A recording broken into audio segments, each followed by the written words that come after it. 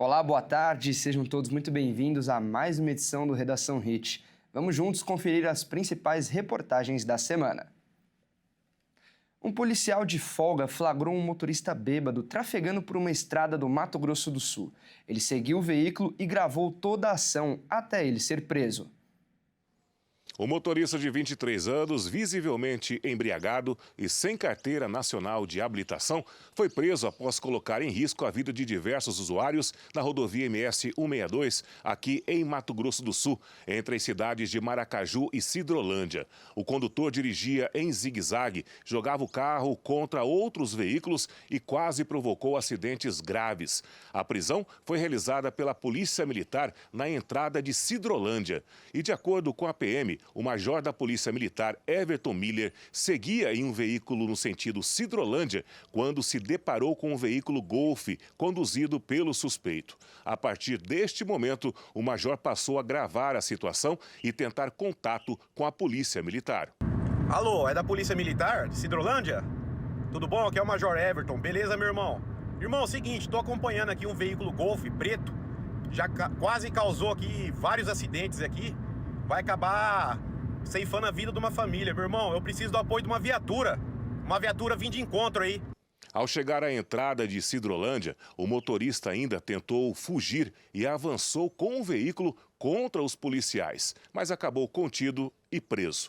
Durante a vistoria no automóvel, os policiais, então, encontraram uma garrafa de vinho e outra de cachaça. Após a prisão, o jovem admitiu que havia fumado maconha. No momento da abordagem, 2 motociclistas também se aproximaram da equipe policial e afirmaram que quase foram lançados para fora da rodovia durante ultrapassagens perigosas feitas pelo condutor. Mesmo detido, o autor passou a fazer ameaças aos policiais, alegando pertencer a uma facção criminosa e dizendo que iria ferrar com a vida dos militares. O caso foi registrado na delegacia de polícia da cidade.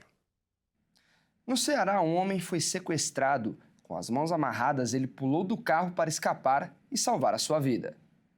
Olha que imagem incrível! Um homem seguindo seus instintos de sobrevivência pulou de um carro em movimento para tentar escapar de um sequestro no estado do Ceará. As imagens é impressionante. Vejam, as imagens foram feitas por uma câmera de segurança.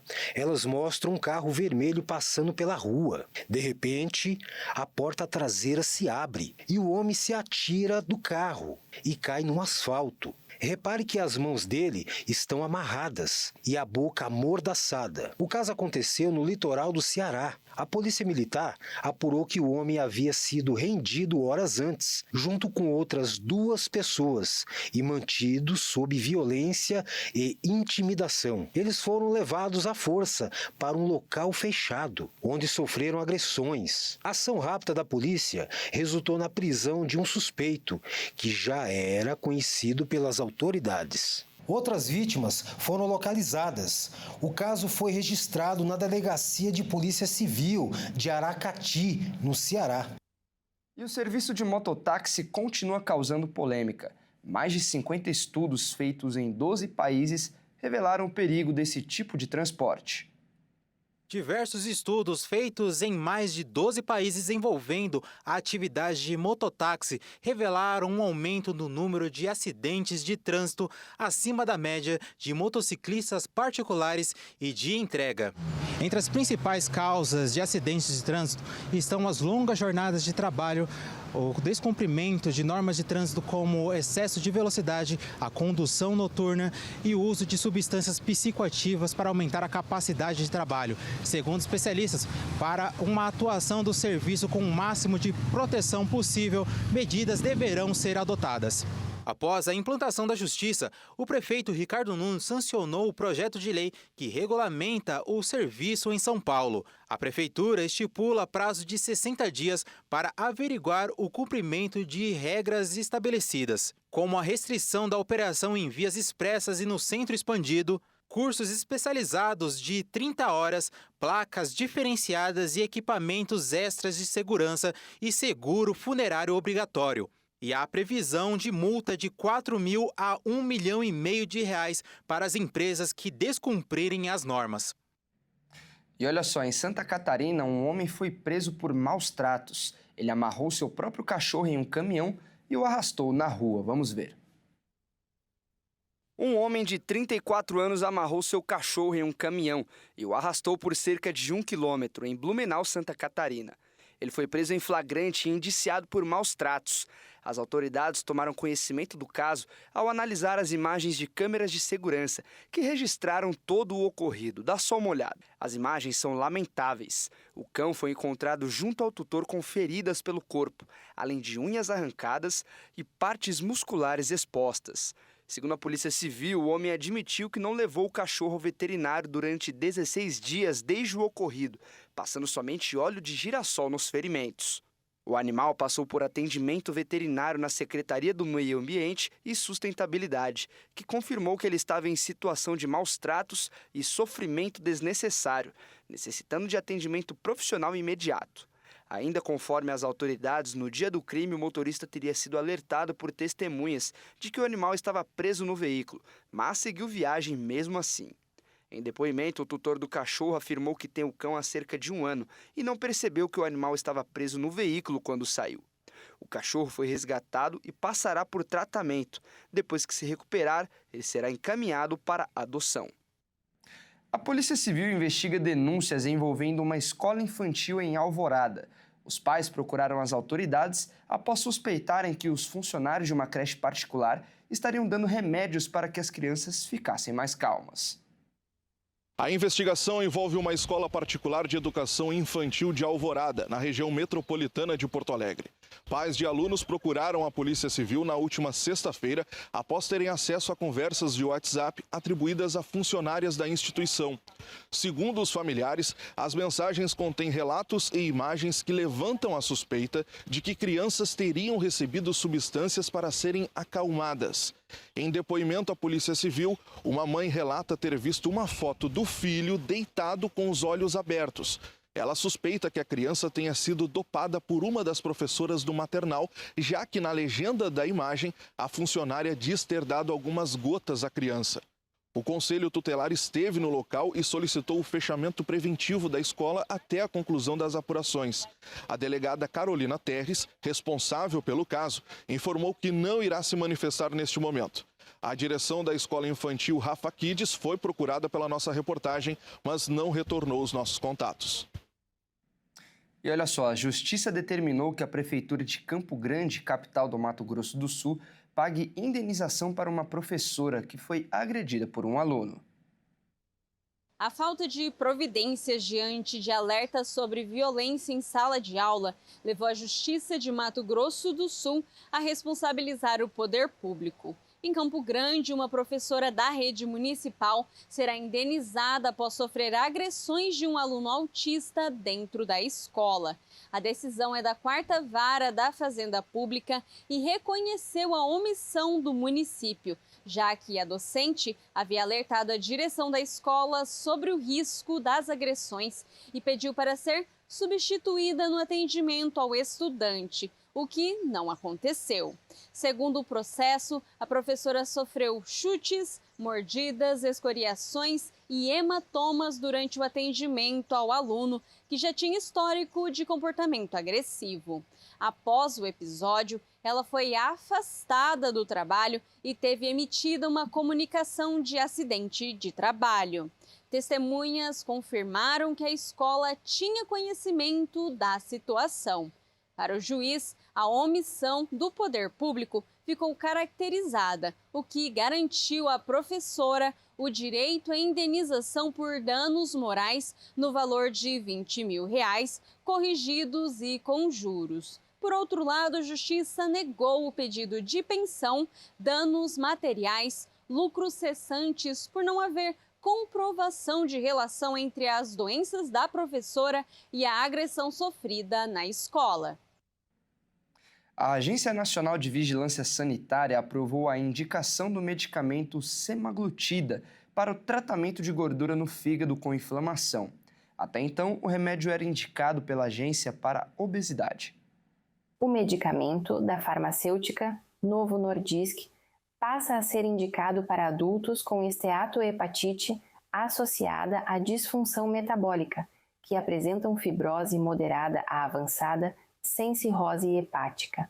A condição aumenta o risco cardiovascular e pode evoluir para um quadro inflamatório mais grave, que sem diagnóstico e tratamento adequados pode levar à cirrose e à necessidade de transplante de fígado.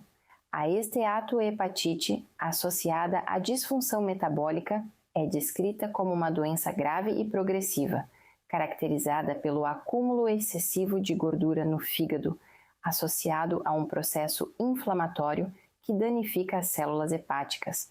Mais de 250 milhões de pessoas vivem com a patologia no mundo, e a estimativa é que o número de casos em estágios avançados dobre até 2030. A doença costuma ser silenciosa nos estágios iniciais, o que contribui para o diagnóstico tardio. Pessoas com a esteatohepatite têm maior risco de progressão para doenças hepáticas avançadas, além de maior risco de infarto, AVC e morte cardiovascular em comparação com a população geral. A aprovação da semaglutida no Brasil para tratamento da doença hepática esteatótica metabólica, conhecida popularmente como gordura no fígado, é um avanço no cuidado dessa doença, de acordo com a Associação Brasileira para o Estudo da Obesidade e Síndrome Metabólica e a Sociedade Brasileira de Endocrinologia e Metabologia. A orla da Praia do Cassino, em Rio Grande, teve novas áreas interditadas por causa do acúmulo de lama na faixa de areia. Agora, às vésperas do verão, o trecho isolado soma cerca de 4 quilômetros e preocupa moradores e turistas. A maior praia em extensão no mundo voltou a registrar o avanço da lama na beira do mar. Depois do primeiro bloqueio feito no fim de novembro, uma nova área da Praia do Cassino, no litoral sul gaúcho, foi isolada na última semana. Agora o bloqueio atinge um trecho ainda maior. Vai do canal Farroupilha até a Guarita 12, totalizando aproximadamente 4 quilômetros. De acordo com pesquisadores da Universidade Federal do Rio Grande, o fenômeno está relacionado à formação de bolsões de lama, alimentados por sedimentos levados ao mar após a enchente de 2024. Segundo eles, com a passagem recente de um ciclone e a ação dos ventos fortes, esse material acabou sendo trazido para a superfície e acumulado na faixa de areia. Essa lama se acumula em regiões onde a coluna d'água tem entre 6, 7 e 8 metros. Essa lama vai se acumulando numa forma bem líquida, a gente chama de lama fluida. E quando vem uma tempestade, um ciclone, ondas grandes, essa lama pode ser levada para a beira da praia, né? A gente já viu isso acontecer várias vezes no cassino. O que ainda não a gente ainda não conseguiu esclarecer é qual que é a origem da lama, da onde que essa lama vem. Para a professora do Instituto de Oceanografia da Universidade Federal do Rio Grande, não está descartado que o fenômeno tenha relação com a dragagem realizada no canal de acesso ao Porto de Rio Grande. Os estudos que foram feitos até agora não foram conclusivos, não é possível ainda descartar a dragagem totalmente. Em nota, a Portos RS afirma que o aparecimento da lama não está relacionado às operações de dragagem, mas ao ciclone que atingiu o estado na última semana. Apesar do lodo, a Fundação Estadual de Proteção Ambiental, a FEPAM, afirma que a água do mar está própria para banho. Mesmo assim, a prefeitura orienta que a população evite entrar na água nos pontos afetados, por risco de atolamentos e escorregões. Não há previsão para que o trecho interrompido seja liberado, já que o comportamento da lama depende de fatores naturais, como vento, correntes e condições do mar. Enquanto isso, a orientação aos banhistas é respeitar as áreas interditadas e ficar atento à sinalização ao longo da praia. O ideal é não ter contato diretamente com a lama, porque a gente pode ter alguma contaminação, sim, tá? Principalmente pensando que isso pode estar vindo aí do fundo do canal, tem contaminação com metais. Pode, a gente não fez ainda, eu não tenho estudos sobre quais são os contaminantes, mas não é seguro você passar no corpo, não é legal ter contato com a lama. Uma seca crítica ameaça o abastecimento de água em São Paulo. A principal represa que abastece a maior cidade brasileira opera com menos de 18% de sua capacidade. Vamos conferir. Após registrar o ano mais seco da última década, São Paulo enfrenta uma crise hídrica que pode exigir o agravamento das medidas de racionamento já em vigor na capital. A maior cidade do Brasil sofre com chuvas abaixo da média histórica há 3 anos consecutivos. As autoridades esperam um aumento das chuvas a partir dos primeiros meses de 2026, segundo as previsões meteorológicas, o que ajudaria o sistema hídrico a retornar aos níveis normais.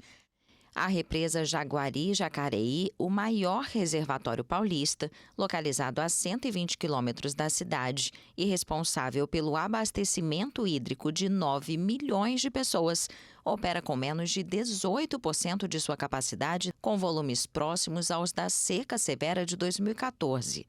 O nível da água caiu tanto que a maior parte da represa está seca e atravessada por riachos escassos. A gente estava em janeiro, para vocês terem uma ideia,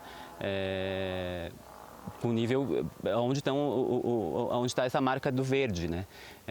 E de repente, a partir de agosto, isso começou a descer e hoje a gente está nessa situação aí com nível de 17% ou algo assim.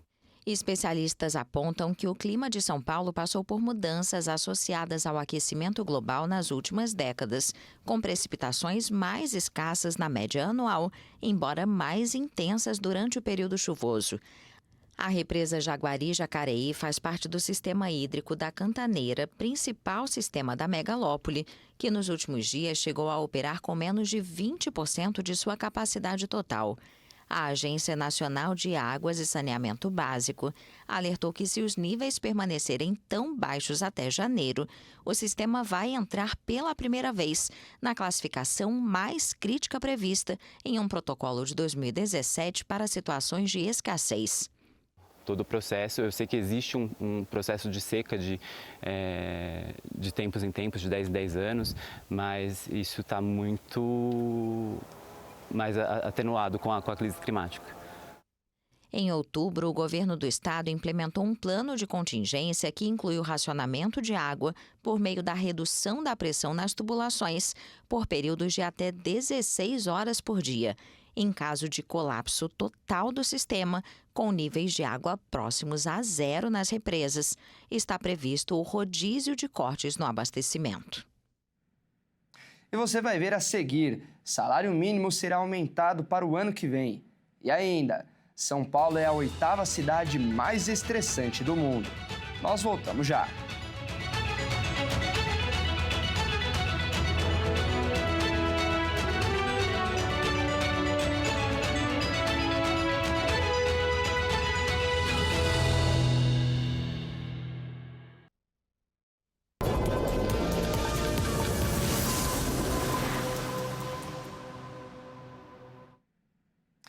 O salário mínimo passará de R$ 1.518 para R$ 1.621 em 2026, um aumento de R$ 103. O novo piso precisa ser publicado em um decreto presidencial para começar a valer em 1º de janeiro, com efeito nos pagamentos a partir de fevereiro. O reajuste terá impactos não só na remuneração dos trabalhadores, mas também em benefícios sociais. Segundo o censo 2022 do IBGE, mais de um terço, 35,3% dos trabalhadores recebe até um salário mínimo, o que equivale a 31.300.000 pessoas. De acordo com nota técnica do Ministério do Planejamento, afirma que cada R$1 acrescido ao salário mínimo provoca impacto fiscal estimado em R$ 400 milhões ao ano nas contas públicas. Entre elas estão aposentadorias, pensões e outros que são pagos pelo Instituto Nacional do Seguro Social. Ainda, seguro-desemprego, abono salarial, PIS, PASEP e benefício da prestação continuada. Além disso, a contribuição para o Instituto Nacional do Seguro Social passará a ser paga pelo novo valor do mínimo.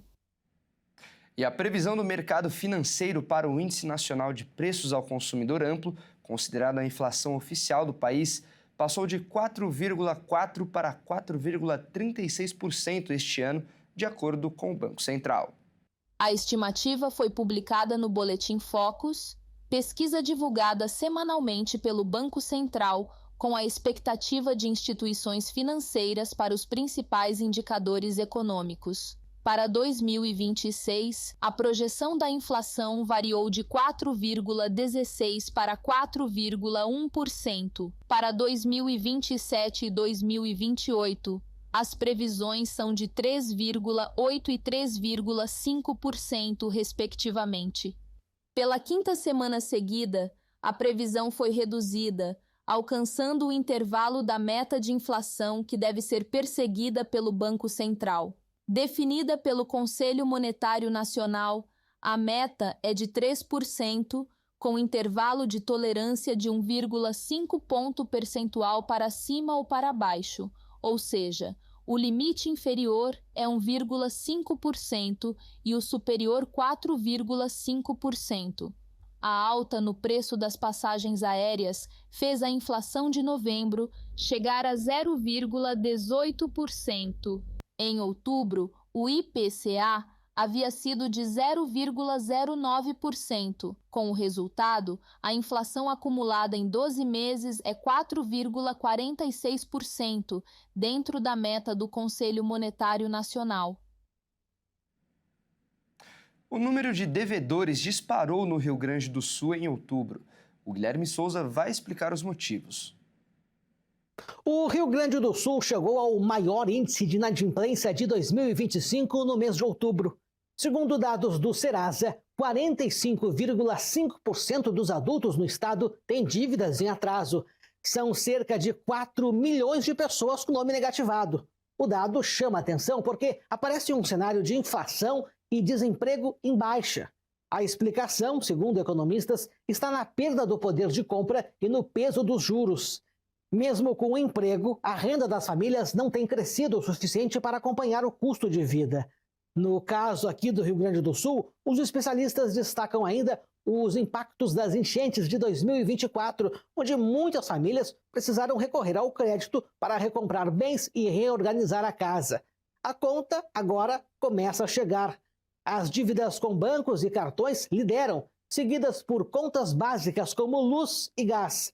A recomendação dos especialistas é evitar o pagamento mínimo, buscar renegociação e usar com cautela os recursos de fim de ano para organizar o orçamento. O Museu de Favela ganhou uma nova sede no Rio de Janeiro.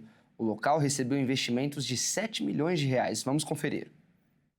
O Museu de Favela, no Pavão Pavãozinho e Cantagalo, em Ipanema, no Rio de Janeiro, reabriu ao público na nova sede. A retomada acontece com a estreia da mais recente série da exposição, Um Despertar de Almas e de Sonhos, que inaugura uma fase em que o Museu Territorial da Zona Sul passa a acolher também narrativas culturais e biográficas de outras 8 favelas da cidade. A proposta inédita integra ambientes físicos e digitais, incluindo sala imersiva, experiência em realidade virtual e um game interativo na plataforma Roblox. O novo MUF transforma a visita em uma experiência que combina memória, arte e tecnologia. Destacando o talento, criatividade e a resistência das favelas, o projeto recebeu investimento de 7 milhões de reais, sendo 4 milhões destinados às obras e 3 ao desenvolvimento de conteúdos físicos e digitais, viabilizados via patrocínio do Instituto Light pela Lei de Incentivo à Cultura. A segunda frente é o E-Museu das Favelas, plataforma digital gratuita que reúne 9 galerias virtuais e um game, permitindo que pessoas do mundo inteiro visitem as comunidades de forma remota. A reabertura teve participação intensa de 9 comunidades representadas. Foram produzidos hologramas a partir de 15 entrevistas com moradores, reforçando o protagonismo local. A nova sede do Museu de Favela, na rua Alberto de Campos 12,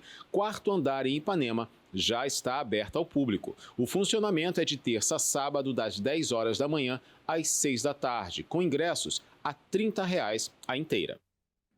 E uma pesquisa revelou que a cidade de São Paulo é a 8ª mais estressante do mundo. Nova York é a primeira. Um estudo de uma empresa norte-americana avaliou 170 grandes centros urbanos para saber quais são os mais estressantes. São Paulo ficou entre os top 10. 5 fatores foram essenciais para ranquear as cidades. Índice de custo de vida, que avalia preços de itens essenciais sem incluir moradia. Índice de saúde, que mede acessibilidade e qualidade do sistema de saúde. Índice de criminalidade, baseado na percepção global de segurança. Poluição média anual e tempo médio para percorrer 10 quilômetros. Quem lidera o ranking é a cidade de Nova York, nos Estados Unidos. Logo depois, vem a cidade de Dublin, na Irlanda. Em terceiro lugar está a cidade do México. A cidade de São Paulo ficou em 8º lugar, logo depois de Atenas, na Grécia. Esse estudo apontou que cidades da América Latina, a questão de segurança é um grande fator de estresse para os moradores. Já na Europa e América do Norte, o custo de vida é o principal fator de estresse. E eu conversei com algumas pessoas aqui no centro de São Paulo para saber o que elas acham de mais estressante na cidade. Vamos ouvir. Você acha a cidade de São Paulo estressante? Sim, muito, principalmente na parte do trânsito. Apesar dela ser estressante, acho que não, moraria aqui ainda. Um pouco. O que mais te estressa aqui? Acho que a correria, o trânsito é bem complicado. Não abro mão de São Paulo. Sim, devido aos assaltos. Teria que fazer uma campanha a favor mais de segurança. Não, porque eu conheço tudo aqui já, né? Eu acho estressante. Transporte público, mudaria. E olha só, com mais tempo em casa por causa das férias escolares, as crianças ficam mais expostas às telas. E em meio a tanta tecnologia fica a dúvida: até que ponto esse hábito traz segurança ou coloca em risco o desenvolvimento dos pequenos? Vamos conferir. Nas férias escolares, é comum que as crianças fiquem mais tempo ligadas às telas. São horas de vídeos, jogos e conteúdos que atraem a atenção e acompanham a rotina dentro de casa. Mas o uso excessivo pode se transformar em um desafio para muitas famílias, especialmente quando os dispositivos viram a principal opção de entretenimento. A partir do momento que nós pais, conscientizamos os nossos filhos a fazer esse uso conscientemente, então eu creio assim que a partir do 7, não que ela não precise de um monitoramento, mas se ela já tem ali a personalidade formada, se ela já tem esses hábitos adquiridos, será muito mais fácil na adolescência, né? Que nós possamos aí ir conduzindo e orientando ali na adolescência. Com a rotina acelerada de trabalho, muitos pais atribuem a falta de tempo para dedicar aos cuidados com os filhos. A professora Silvia explica como ela organiza seu tempo de trabalho e a dedicação ao pequeno João. Geralmente ele fica de 1 a 2 horas por dia, mas sempre em momentos fracionados. Sempre eu estou atenta, né, observando o que ele assiste, quais os conteúdos. E geralmente eu incentivo vídeos educativos, músicas, essas coisas assim. Tem os personagens que eles sempre gostam, né, os personagens do momento, mas é importante que nós, enquanto pais, estejamos sempre atentos, observando se não tem algum conteúdo que influencia na educação e aprendizagem deles. Em muitos lares, o celular se tornou uma opção rápida para acalmar as crianças, mas segundo dados do Unicef, mais de 90% dos menores de idade no Brasil têm acesso à internet sem qualquer supervisão. Com a popularização dos aparelhos, o primeiro celular costuma chegar cada vez mais cedo, o que aumenta a exposição e os riscos que muitos pais nem imaginam. É uma criança que vai ter dificuldade de socializar com outras crianças, é uma criança que pode ter, né, atrasos na fala, na cognição, na memória e também nas questões emocionais. Por exemplo, é uma criança que vai ter uma necessidade de respostas mais rápidas, vai ter dificuldade de concentração em questões mais demoradas, raciocínio lógico, né? Por quê? Porque ela tem acesso a um conteúdo rápido, prático, que está ali na tela quando ela quer. Por isso, é fundamental que os pais busquem equilíbrio no uso da tecnologia. Limites bem definidos, acompanhamento diário e diálogo aberto fazem a diferença na rotina digital das crianças. Entender o conteúdo, o tempo de uso e o momento certo para ligar ou desligar as telas ajuda a criar uma relação mais saudável com a internet. crianças de 0 a 2 anos, não é recomendável que ela tenha acesso a celular. Crianças de 2 a 5 anos, essa criança pode ter acesso, porém, o recomendável é ter acesso controlado, limite de tempo e com o adulto. Em vez de você entregar o celular na mão da criança, pegue essa criança, coloque no seu colo e coloque o celular ali na frente dela, mas você vai controlar aquilo que ela vai ver. Entende? É uma forma de você também interagir com essa criança, você controlar aquilo que ela está vendo e também o tempo que ela está vendo. Ainda falando em tecnologia, o ChatGPT é utilizado cada vez mais pela população. Algumas pessoas realizam até mesmo consultas médicas pela ferramenta. O Brasil está entre os 3 países que mais utilizam o ChatGPT semanalmente, perdendo só para os Estados Unidos e Índia. Mais de 140 mensagens são enviadas semanalmente, e entre elas estão perguntas para fins médicos. Pessoas que usam o ChatGPT para consultas ou diagnósticos. Apesar do potencial, há muitos riscos nessa prática, que já é feita por milhares de pessoas. Em um caso, por exemplo, um paciente conseguiu descobrir um bloqueio arterial depois do ChatGPT ter insistido para ele fazer exames mais aprofundados. Mas, por outro lado, o ChatGPT já alarmou uma menina de um possível tumor que não existia. Estudos apontam que a IA acerta menos da metade dos diagnósticos. Por isso, é preocupante usar a ferramenta para substituir um atendimento médico. Então, além de ter o perigo de piorar o caso clínico de alguém, quando compartilhar exames laboratoriais, laudos, imagens e históricos clínicos, tem também o perigo de vazamento de informações pessoais, já que os dados enviados para sistemas como o ChatGPT não são protegidos por leis e podem ser vazadas e reutilizadas. Por isso, é importante que as pessoas nunca troquem o atendimento médico real pela IA, já que o perigo de agravar o caso ou de ser um diagnóstico falso é muito maior do que o de acertar e ajudar alguém. Só um profissional é capaz de definir um tratamento adequado. O Natal é um período de confraternização entre famílias e amigos, época de trocar presentes e renovar os laços de amizades. E uma opção para inovar e ainda ajudar a gerar emprego e renda em comunidades é investir em presentes do bem. Neste ano, a estimativa do setor é faturar entre 54 a 84 bilhões de reais. 8 em cada 10 brasileiros afirmam que vão presentear familiares, amigos e parentes. Entre as opções de itens de impacto social, a arte indígena, roupas feitas por pessoas que estão no sistema prisional e castanhas do sertão, além de produtos de organizações que atendem favelas em alguma das maiores capitais. Um bazar fundado em 1993 na Zona Leste de São Paulo está oferecendo kits e outros itens para o Natal. A expectativa é que as vendas desse ano superem o ano anterior. Entre as opções, há produtos a partir de R$ 29,90 que podem ser encontrados em lojas físicas ou em 2 lojas online. São potes com castanha de caju, geleia, mel, entre outros itens. Há ainda itens de cerâmica, como xícaras, cumbucas e meleira. A cada Natal é desenvolvida uma coleção diferente. Os itens vêm em caixinhas e com sacolas prontas para presentear.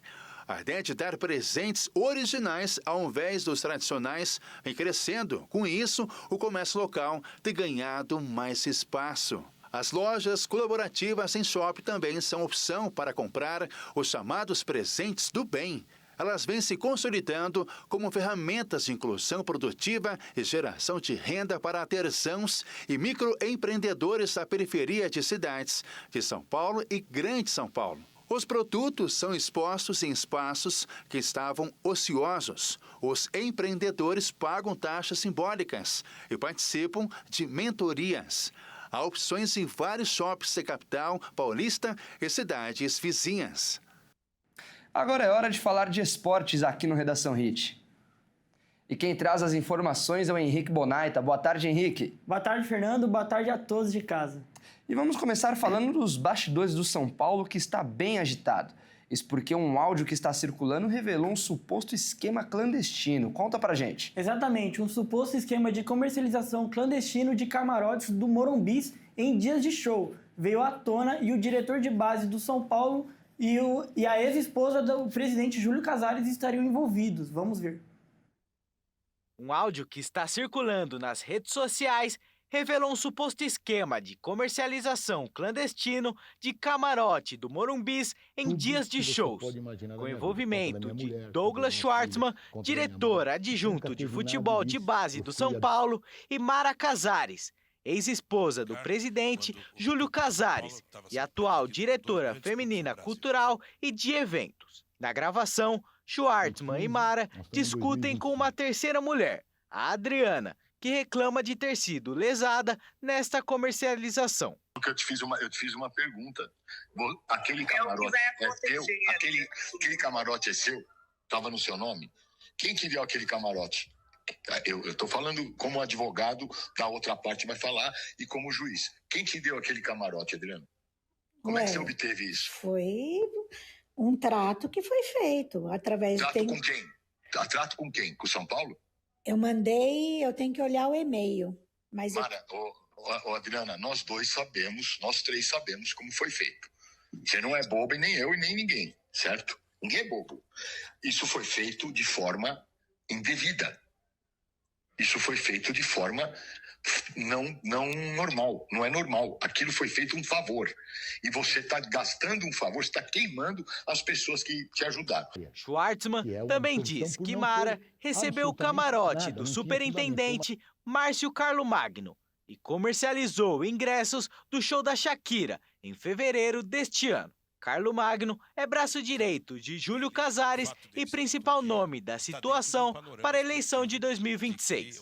Em nota, um grupo da oposição do São Paulo pediu o afastamento imediato do presidente Júlio Casares, do superintendente de futebol Márcio Carlomagno e dos diretores e conselheiros Douglas Schwartzman e Mara Casares. Segundo o clube, os áudios serão analisados e julgados. E o Fluminense vai ter que ir ao mercado, isso porque tem jogador de saída. Aliás, um grande ídolo do clube. Ídolo e capitão do tricolor, Thiago Silva, decidiu sair. O Fluminense até tentou, porém a decisão do atleta continua a mesma. Thiago Silva decidiu que irá sair do Fluminense. Após se despedir dos companheiros no vestiário após a eliminação na Copa do Brasil para o Vasco, o tricolor ainda tentou convencê-lo a ficar, usando a fase de grupos da Libertadores e a Copa do Mundo de 2026 como trunfos, mas o atleta manteve a decisão de sair do clube. Internamente, o clima já era de pessimismo quanto à permanência do zagueiro. Inicialmente, Thiago manifestou publicamente pensar em se aposentar dos gramados ao fim do vínculo que tinha com o clube, em junho de 2026. De lá para cá, a distância da família, que continua em Londres porque os filhos atuam na base do Chelsea, se tornou um fardo para o jogador. Apesar da notícia, o Fluminense não foi pego de surpresa. Isso porque o zagueiro já tinha falado sobre a possibilidade desde outubro deste ano. Além disso, o clube e o zagueiro também tinham um acordo que abriu portas para a possibilidade de saída nesses últimos 6 meses, por conta da questão familiar. Ainda não se sabe se o jogador voltará ao futebol europeu, apesar de seu nome ter sido vinculado recentemente ao Milan da Itália. A aposentadoria também é uma opção, mas Thiago Silva manifestou o sonho de jogar a próxima Copa do Mundo em entrevista recente. Campeão da Champions League pelo Chelsea com passagens marcantes por Milan e PSG, Thiago Silva retornou ao Fluminense no meio de 2024 e vinha sendo peça fundamental do elenco. Bom, Fernando, essas foram as notícias do esporte. Um bom domingo para você e a todos de casa. Tchau, tchau. Tá certo, Henrique. Muito obrigado pela participação. Ótimo domingo para você também. E esta edição fica por aqui. Eu agradeço demais a sua companhia. Se quiser rever alguma das nossas reportagens, é só acessar o canal Jornalismo Hit TV no YouTube. Ótimo domingo a todos e até mais!